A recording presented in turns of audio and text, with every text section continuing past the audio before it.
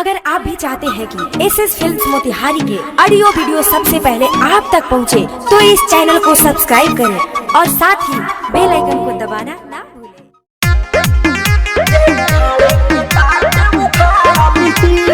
Presented by SS films Motihari.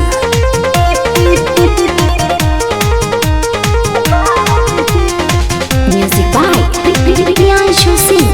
Saurabh digital recording studio Motihari. मलवा के गाँव ओरी बाए को नदी, उन्हीं भाषा न होई के हुक्का करी। हाँ तो एवरी छठियार तोर पूजेबे करी। हाँ मलवा के गाँव ओरी बाए को नदी, उन्हीं भाषा न होई के हुक्का करी। आए सो सारा हीरो बाजी तोहर झाड़ दी। अरे कौन हरे? अरे गांव के लोग पूरा खिसियाइल मजाक फाटा फराई रखल बा। कह दिया अपना गाँव वाला से। बोली चाली बोली में तोहरा बाबूजी भले हम डाल दी।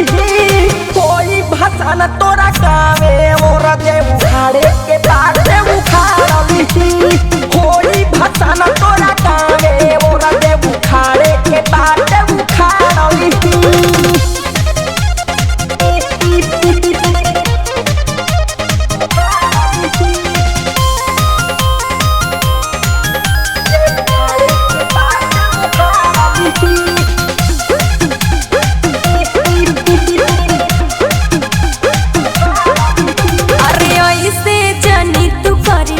करबे करो होई जाइला फड़ा भारी।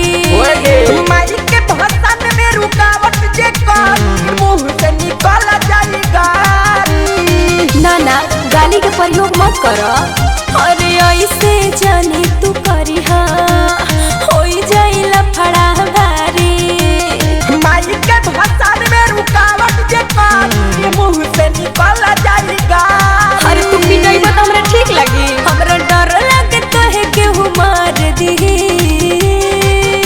इतना सेतिया बका केहू मार दी, दिमाग खराब मत कर। हई देख बोली चाली टोली में तोहरा बाबूजी भले हम डाल दी। कोई भाषा न तोरा गावे और दे उखाड़े के बाद दे उखाड़ ली। कोई भाषा न तोरा गावे और दे उखाड़े के बाद दे उखाड़ ली।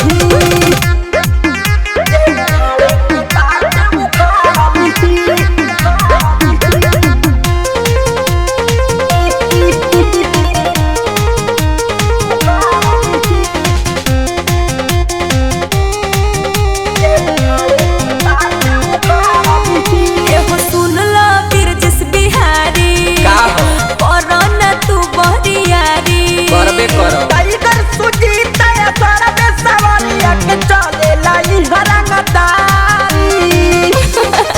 अरे वो तो हमरो पता बा। एहो सुन ला बिरजस बिहारी, कोरोना तू बरियारी। टाइगर सुजीत या सारा बेसवालिया के चले लाई हरंगदारी। अरे तो का साबित करे के चाहता रहा? अंजलि नया नया तो है समाचार दी। तोरा बतावे से पहले सारा सेट बा। बोली